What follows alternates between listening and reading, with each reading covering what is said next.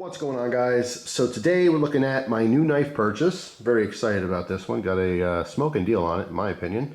That's why I bought it. I saw it in the case there and I liked it. I like Hogue Knives, American-made cutlery. But, you know, the price is everything. Just depends on what the price was. This is normally a little over $180 knife. When I saw the price tag, I knew I wanted it, and I actually paid less than the price tag. The price tag on this one was $120, which is already a fantastic deal. It wasn't brand new, it was used, but there was very little wrong with it. It just needed to be cleaned up, which I did. But out the door cost me 80 bucks. I have to say the knife dealer that was there was super cool. He dealt with a lot of the, you know, more affordable stuff, anywhere from like, you know, $5 to $30. And he dealt with some swords and stuff, but he said that he had a collector come in and sell him a few different pieces. He had some nice Benchmade fixed blades. I might even go back in the future and pick them up. He had a couple random Spydercos as well, but this was just the best, you know, price cost ratio to what the knife was worth. I mean, when I saw it, I thought, all right, it's pretty cool. The 120 price tag definitely had me intrigued, but for 80 bucks, all day long. This was a knife just to play around with a little bit and then to basically flip, because I just got it for such a steal. And what I'll do is, lately I've been super interested back in precious metals and stuff. I'll probably buy, you know, either fractional gold or a little chunk of silver. But it is a super cool knife. So this is the Hogue EX-01. This has some very well machined scales here. So you have G10, you can see this kind of like swirl pattern that's in it. Heavy texturing on the side of the scale. And it actually feels very nice when you, you know, grip this. It's pretty ergonomic. There is some jimping on the back, as well as some smoothed out aggressive, I know that sounds weird, smoothed out aggressive. They're aggressive deep cut jimping, but it's very like polished. So it's not rough on the hand at all, or the finger. And then of course there's some more jimping down here. It's just, it's very comfortable in the hand. You can really squeeze this hard and actually use this knife hard. My original goal was to flip this one just because the price was just right. But who knows, maybe I keep it. I don't really know. We'll see. But it is a beautiful knife, just very ergonomic, very useful. The blade is 154 cm. You can see on the bottom there, it's marked USA. And on the back, all right, on the swedge, you can see the Elisewitz mark. All right, so it's Alan Elisewitz is the designer of this this knife, and it's beautiful. It is button lock. All right, and there is a safety switch as well, so you could flip that forward. It won't allow that button lock to depress, so that you won't accidentally close your blade on your hand or anything like that if you're using it. It just gives a little extra security there. Of course, you can never touch it if you don't want to. When I got this, it was just a little bit stiff and a little bit dirty. But brought it home, cleaned it all up, lubed the pivot very nicely, so now it's super smooth. You can flick it open, flick it closed. You can use the button lock just to press that and open it and close it. Just polished everything up, basically cleaned everything up very nice, and now it is looking pretty brand new. That is hard to beat for 80 bucks. I do like the paddle style. I'll call it paddle because it has a quite a large tip here to this pocket clip. You can see this is tip up. I believe this was originally tipped down when these were sold. I've seen these before, different versions or variants on this knife, and they were all tipped down, but could be wrong there, who knows. It's just an awesome knife, a very cool user. I do have a couple, you know, Hogue knives that I actually have through my rotation. Don't really need another one. I mean, you know, who doesn't need more knives? But like I said, for the price tag, I just I figured it'd be a great opportunity to flip it. And I have the guy's information, so I might go back in the future. You know, we'll see. But anyway, that's bugging me. That blade being so polished. I see a little smudge on it, so I'm gonna wipe that down again here.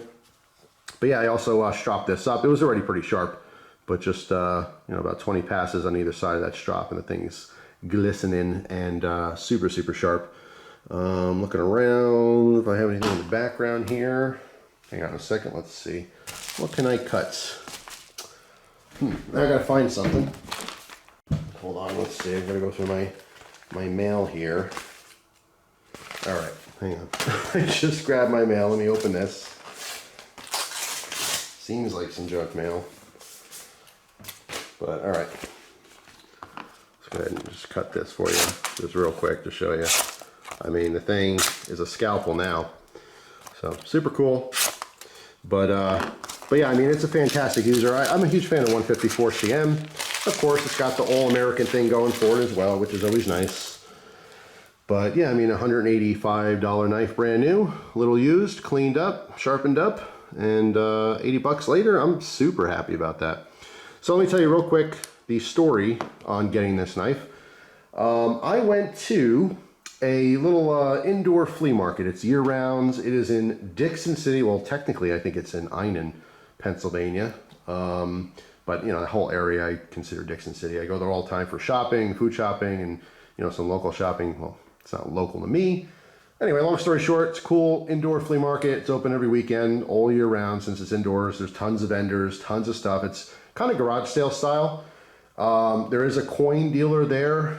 The coin dealer has some cool stuff. Prices are a little high. Totally get it. Small business. Guy's got to make money. You know, but he seems pretty passionate about the stuff there, knows what he's talking about. Maybe in the future, it's a good place to go sell if you happen to be somewhat local and you got some silver or gold. I mean, he'll buy it, but, you know, everyone buys silver and gold these days.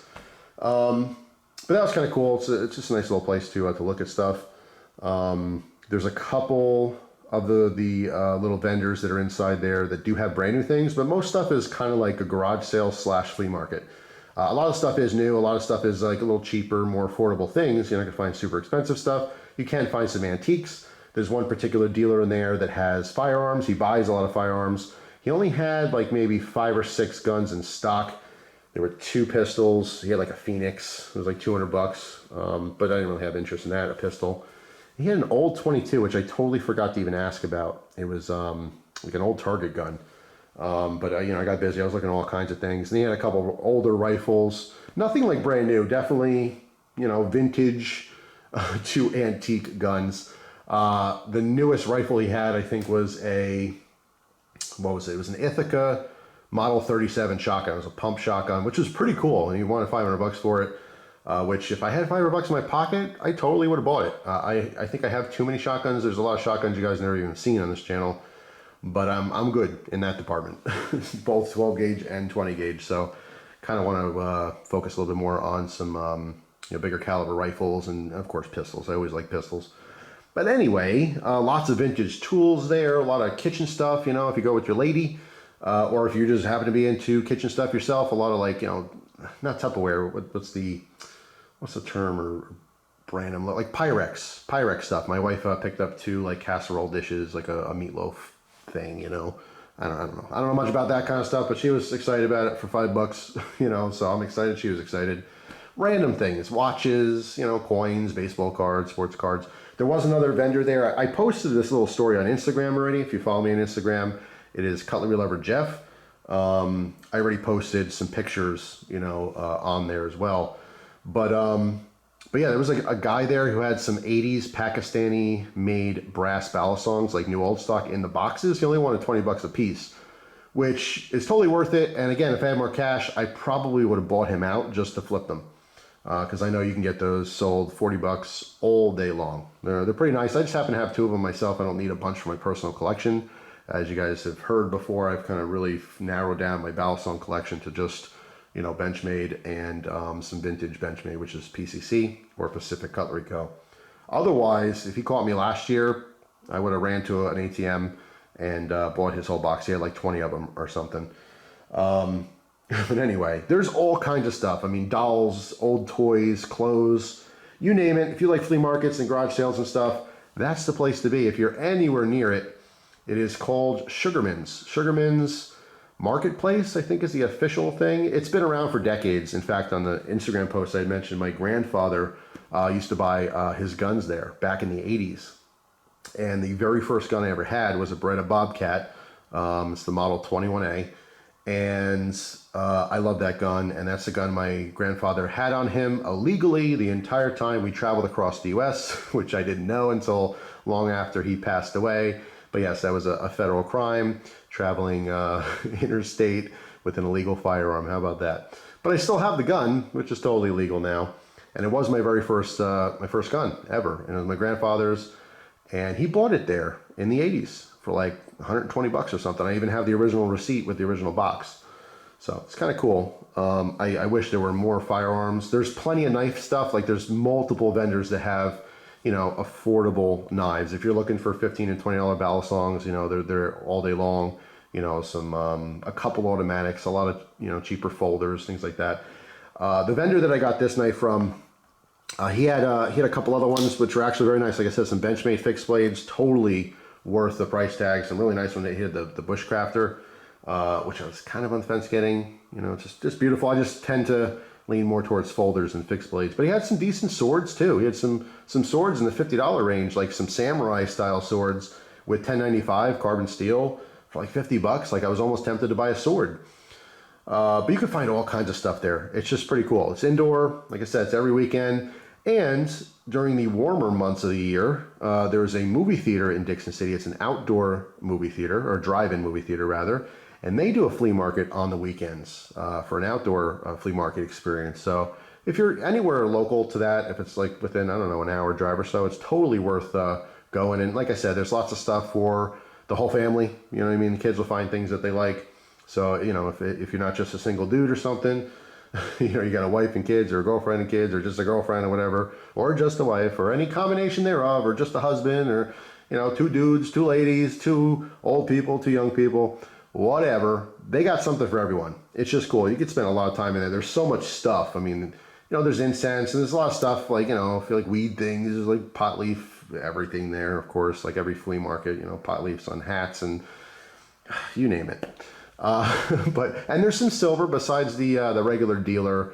There is a couple antique dealers. They had coins. The thing that I found with antique dealers though, especially if they don't specialize in precious metals, is that their prices are all over the place. Either they don't know what they have and they're selling it for nothing, or they think they have something that's special that's not, and they have it for 2, 3, 4 times the price. Like I was looking at a 2021 Silver Eagle, and she was a very nice woman, but she wanted like, you know, $80+ or something for it. It's like, no thanks. And she was also giving me some different misinformation about some coins. So you know, when that stuff happens, I don't like to act like a know-it-all douche. So I just move on. I say, oh, thanks, cool. You know, and just move on. I know a little bit about a lot of stuff. I'm not an expert in anything. If I had to choose, obviously I would pick knives, but there's always someone who knows more about something to you, and it's hard to just, for anyone to call themselves an expert. I have credentials to be a knife expert, but I just don't like saying that. I don't know, it sounds a little uppity. But I know a lot, or I should say I know a little about a lot of stuff. So I'm looking at coins, I know some stuff. You know, I look at it at lighters, I know some stuff. So like when I go to these type places, I mean, I know some stuff. And at the end of the day, when I'm looking at different things and people are trying to sell, that's what they're trying to do, is sell it. But oftentimes I know what's up and I have a general idea of things' values, you know. So I mean, I try obviously not to overpay, but I'm also very polite. I'm not gonna sit there and try to school someone. You know, they're just there to sell some stuff and make some money. You know what I mean? So I don't really care the information they know or don't know. I'm just more interested in the actual stuff and whether, you know, I want to buy it or not. In fact, like my dad was looking at one of the guitars there and an amp, and he totally knew everything about the amp and its value. And the woman, again, wanted like twice as much as it was worth. And she's like, oh, these things fly off the shelves. And my dad's probably like me, and he's like, okay, no thanks. Anyway, just wanted to share this. I thought I got a really good deal on a very beautiful knife. And like I said, I mean, this will probably be long going by the time I even post this video. But they're out there. I get very excited. People send me messages all the time. Hey, I went to this garage sale. Hey, I went to this flea market. I went to this, that, and the other thing. And look what I got for this price. You know, some people ask, you know, hey, is that good? And I'm like, wow, it's awesome. Like, you got it for like 1/10 of its value, you know, or half what it's worth, you know, and people get very excited about it. And just today was my day. That's all. I happen to know what I was looking at, and the price was right. And so here we are. But like I said, I mean, I don't make it a habit to flip knives. I do a lot of trading, as you guys know. So more times than not, if I get a good deal on a knife, I just hang on to it. And in the future, I'll use that as a bartering item. I use that in a trade, you know, to get more stuff to try out. But it is a beautiful knife. I definitely would recommend it if you're ever on the fence about getting one. It's super comfortable. But like I said, I mean, more than likely we'll trade or sell this, so I won't have a chance to carry and use it. But you know, just from my initial impressions, it's quality. Like I said, I have used some other Hogue knives in the past, and they're all very good, at least the ones I've had. So anyway, that's it. Hope you guys have a fantastic day. Thanks for watching. And down in the comment section, let me know your deal of the day. You know, when was the last time you saw something really cool? Maybe like it's knives, lighters, who knows what. Maybe you're into old car parts or something and you saw something for a smoking deal. I'd love to hear you brag about it. Now, when I say bragging, I just mean, you know, share your fun experience. Not everyone likes a bragger, but you know what I'm saying. You know, sometimes, let's say you're into knives, but no one in your family is, or your wife doesn't care or whatever. And sometimes you just want to tell someone. You get excited about it. Hey, look at this. It's like, I don't know, if you had a $10,000 car and someone was selling it for $2,000, you'd be pretty excited about it. You'd probably tell everyone you know, oh my God, I got this car for $2,000. You know, so I'm here. I'm listening. You're excited about a cool purchase. You got an awesome deal on it. I want to hear about it. I don't care what it is. I don't know if you got a new toupee for 1/5 of its normal value. You tell me about it because I'm listening. Thanks for watching. I hope you guys have a great day. And I'll see you tomorrow with a brand new video. Take care.